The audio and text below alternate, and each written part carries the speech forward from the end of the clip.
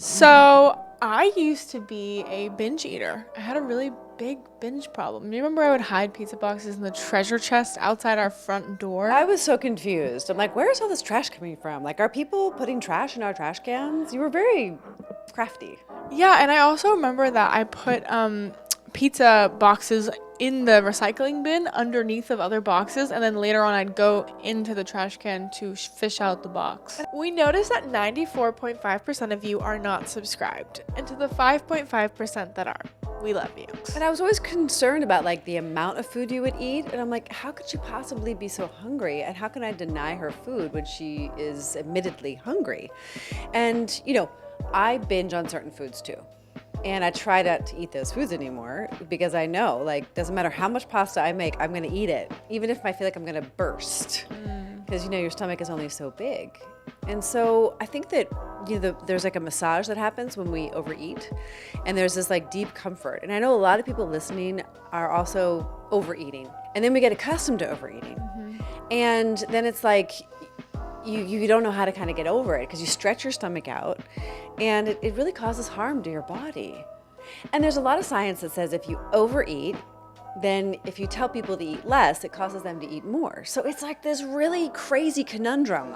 Yeah, so one of my solutions actually to this problem was, remember I would just start eating. I was eating a lot of food in the beginning of my journey, but guess what I was eating? Vegetables. Carrots. Yeah, I told Mary's Gone crackers, Yeah. a tub of hummus, and you'd be like, wow, that's a lot of food, but Yeah. it was better food, and I was losing weight. Yeah, for sure. Yeah, we had like 40 boxes of Mary's Gone Yeah, crackers. and we had like 2 tubs of Costco hummus, Yeah. but I ate it all really fast. You did, but then you started to rehabilitate your gut microbiome because you were eating vegetables instead of cheeseburgers. I would eat a Costco salad every day, like a whole bag, which is 2 salads in one. And I was like, hey, can we just make these at home? Because this is getting really expensive. And you were like, no.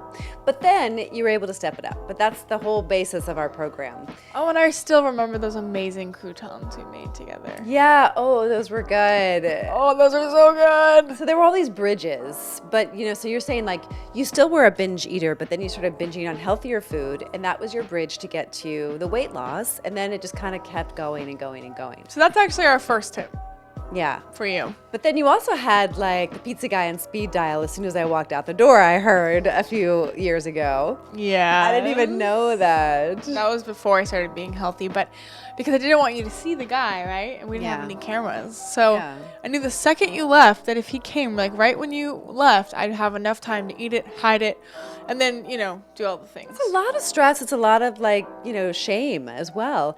And like, how did you pay for it all? I mean, because you had all these apps and I kept seeing the charges and then I used to get upset. So that's number 2, deleting all the apps. Like if you had not enabled the apps, thinking about it now, if you had just deleted the apps off my phone and like restricted them, Yeah, but Penelope, I would, actually that's not true. I would have been able to go on Safari. I canceled the credit card. You got another credit card. That's true. But here's the thing, guys. Like, what you need to understand is if you delete the apps off of your phone and restrict them in your settings and you get like a friend or someone to help you like stay accountable and they put a password on the apps for you, it's like your accountability buddy. And if you join our group, I could literally do that, help you with that. Because sometimes it's so intense and it's hurting our bodies so much to the point we don't realize. But like, I remember being so sick, I would throw up after I would eat, then eat more, make myself throw up. Like, I had a really intense problem. And so my advice to you guys who are watching is to delete the apps or join our program, and I'll help you, not use the apps anymore. And if this is the first time you're listening, Penelope's lost over 155 pounds. She was 320 pounds. And it's pretty incredible that she's lost all this weight. And With no loose skin. yeah, and the binge eating is real. I think it comes as a part of an addictive personality. And sugar and flour shift us into the binge eating behavior. Now, what I talked about the body of research earlier in this video about how if you restrict your diet, then it causes more binge eating. That's what the study shows. But what's interesting is there's a whole other body of science that shows when you eat flour and sugar, it causes you to binge eat. So here we have these 2 bodies of science, and it's like, oh, well, if I restrict flour and sugar, then I'm going to binge eat. But actually, you're setting yourself up for success. If you eliminate flour and sugar, which is what my mom did as a compulsive eater. She had an eating disorder, and she was an Overeaters Anonymous. And their abstinence wasn't like if you're an alcoholic, it's no alcohol. It was flour and sugar. Why is that? Because it shifts your brain into addiction. It's like you set yourself up for success by just finding new ways to enjoy things that normally have flour and sugar. What has flour and sugar? Pastries, cakes, bread, muffins, pizza, pasta. I know it's a lot of stuff.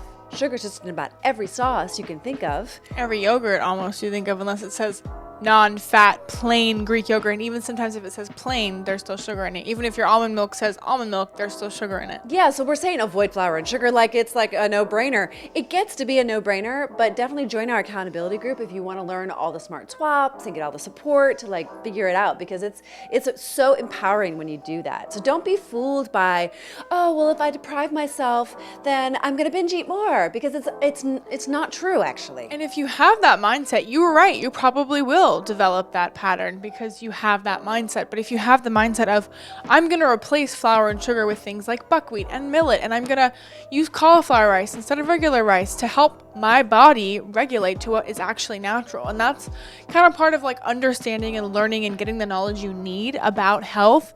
That's how you are going to have those long-term results and not go back to flour and sugar. But if you have that mindset, you'll fail. And that's what we teach in the Step It Up method. In the program that we run, there's some girls in there that are and women who are just killing it. I'm so proud of them. But honestly, Penelope, when you stopped binge eating, when I stopped binge eating, when you stopped binge eating, there's this whole world that we've been stuffing down. So let's not ignore the elephant in the room, figuratively and literally, entendre doubled, pun intended.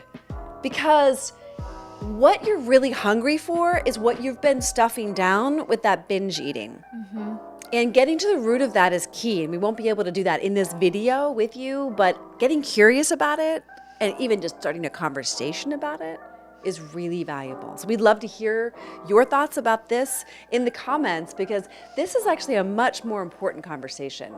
And when you get to the root of why you put the weight on, and you get to the root of why you're binge eating, the whole thing dissolves. And so it's not so much like you're slapping yourself on the hand, stop it, just don't eat anymore, because you can do that and it'll get you so far.